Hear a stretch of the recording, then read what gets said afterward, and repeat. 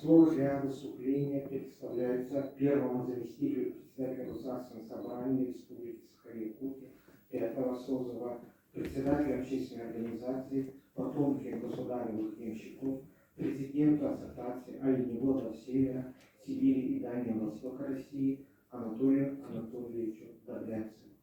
Пожалуйста.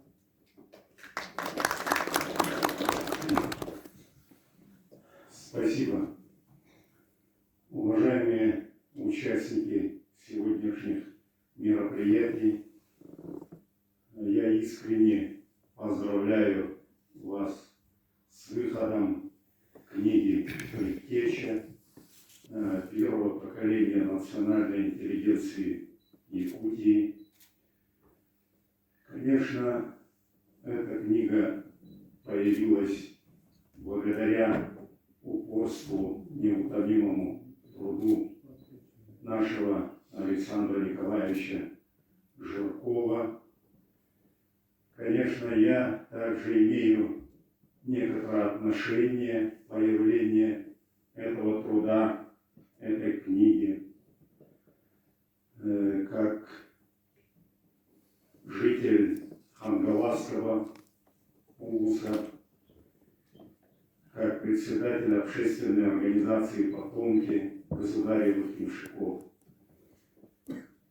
Но где-то в 2014 году ко мне обратилась моя землячка Галина Ефимовна Шадрина, что мы начали работу по написанию истории родного пятого мальжигарского наследия.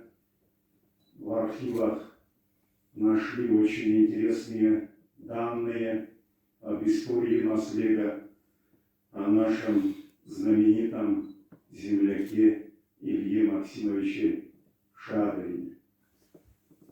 Но я поддержал сразу этой идеи, как мог, содействовал появлению первой книги Ардакы «Пятый мальжигарский наслед». Ну, вышла довольно-таки солидная книга, которая получила очень хорошую оценку среди читателей, некоторых историков. Но я дальше обратился к Александру Николаевичу, что мы, в общем-то, по историческому наследию личности Ильи Максимовича Шадрина имеем определенные данные.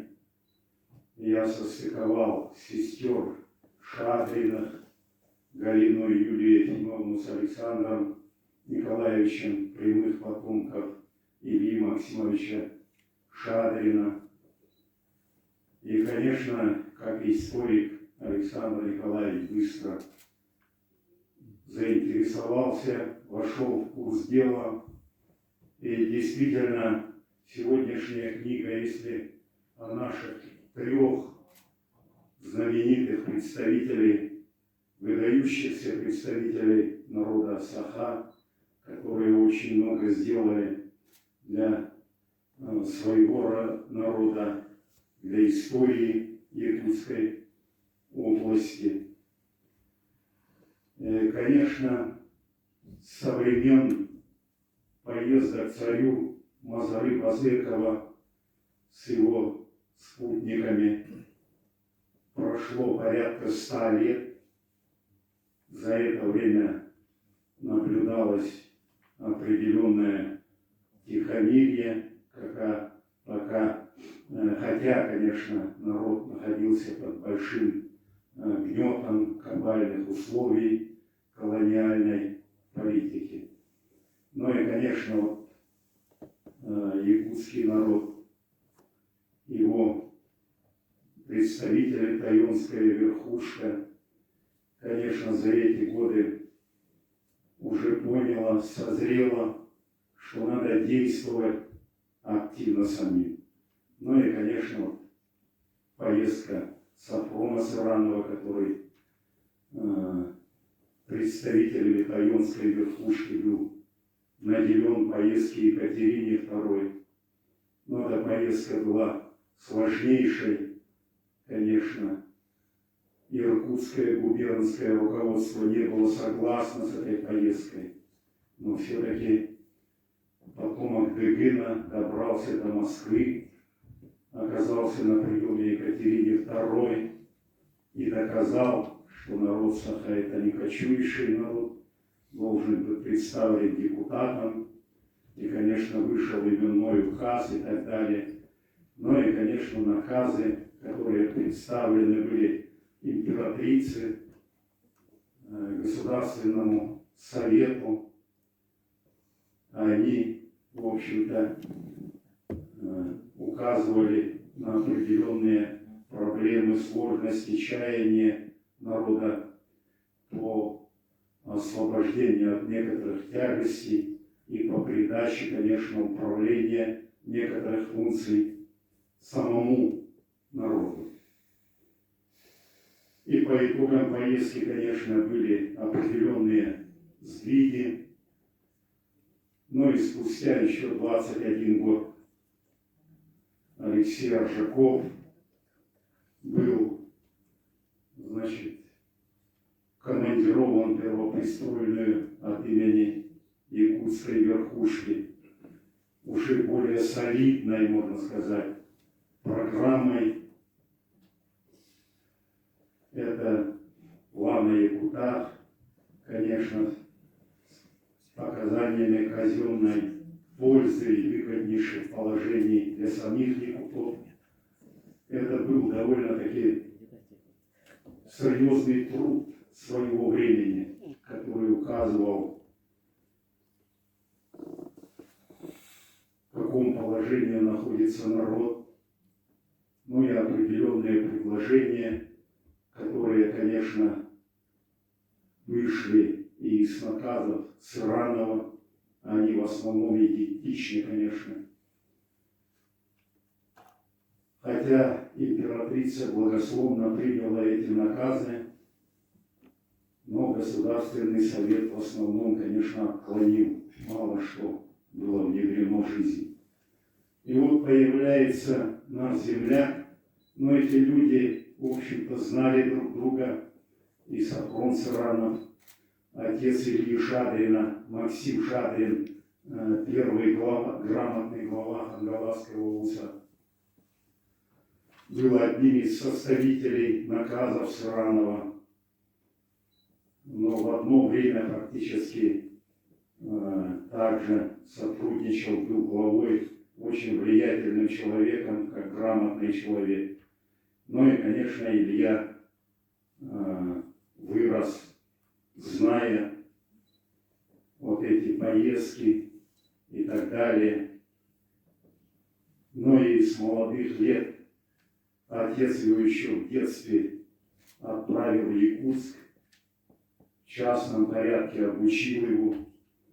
Поэтому, конечно, если Сафрон Сыранов не владел русским языком, русской грамотой, Сясян Аржаков, Алексей Аржаков, как воспитанник русского человека, владел языком, а Илья Шадрин более уже разносторонне владел языком, грамотой, и с молодых лет участвуя в различных государственных делах, так как его, значит, родина находилась посередине Иркутско-Якутского тракта, он с молодости общался с русским населением, руководителями различных экспедиций, с молодых лет был удостоен определенных наград, поэтому, конечно, быстро он стал одним из авторитетных князцов всего Якутского округа. И, конечно, то, что не удалось сделать его предшественникам, он немного другим путем пошел, как человек очень предприимчивый, деятельный. Он сдружился, познакомился с окружением имперских дворов при 3 императоров. И в руководством Иркутской губернии. И, конечно, его поездки становятся более результативными. Это и открытие первой миссионерской школы для якутского юношества. Это вопросы просвещения, значит, и принятия православия населением, что именно не через светские школы, которые сложно было в то время открывать, а именно через православие обучить русской грамоте местное юношество. И, конечно, вот, находясь, косвенно, есть, значит, что он был на приеме Екатерины II и у Павла I, особенно Павлом I, были подписаны определенные решения, указы в решении этих вопросов и по школе, и по Синской Воскресенской церкви. Ну и в последующем, конечно, аудиенция, прием императором Александром I во время Отечественной войны, где, конечно, Илья Максимович поставил в основном те же вопросы. Это передача подряда, конечно, местным напрямую, купцам, князьям и так далее, минуя российских купцов, надворных, различных советников и так далее. Это освобождение, значит, обслуживание Иркутско-Якутского и Охотско-Якутского тракта от местных людей, передача, значит, сосланным русским крестьянам из центра, благодаря которым появились массовый уже переезд, более массовый переезд Якутска до Витима, первого старожильческого сословия наших прямых предков, государевых ямщиков. Это и передача судебной власти, значит, это и вопросы местного самоуправления и так далее, и так далее. Но, конечно, из-за неимения времени более подробно выступающие, наверное, скажут. Но в целом, конечно, Илья Максимович Шадрин в этой книге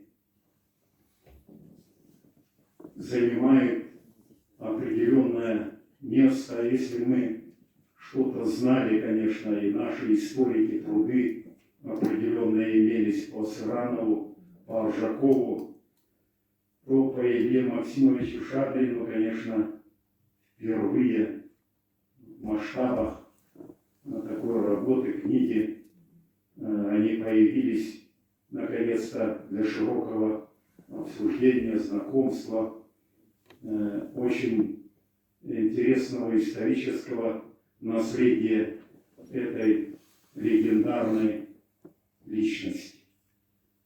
Кроме этого, конечно, Илья Максимович впервые выступил против произвола и лихаимства, значит, имперских чиновников, которые работали в Якутске, которые, чувствуя безнаказанность, в общем-то, дополнительно угнетали народ по различным направлениям. И впервые он вступился с ними, значит, через закон, через суд, очень длинные дела с вовлечением императорских дворов, дворов сибирских и иркутских генерал-губернаторов. Он в течение 20 лет вышел победителем по этим тяжбам. Это, конечно, дорогого стоит. И действительно, Илья Максимович внес очень огромный вклад для дальнейшего облегчения судьбы родного народа. Но в целом, я думаю, эти три выдающихся представителя, их деятельность, работа во благо развития не только своего народа, но и с интересом освоение всех восточных окраин, дальневосточных рубежей, выход Российской империи к Тихому океану. И действительно, народ для этого сделал очень многое, и эти представители перед высшей имперской власти доказали именно, значит, что народ Саха своей помощью, неотразимой, безвозмездной, оказал очень большую помощь при расширении сибирских, дальневосточных территорий всей империи. Спасибо за внимание.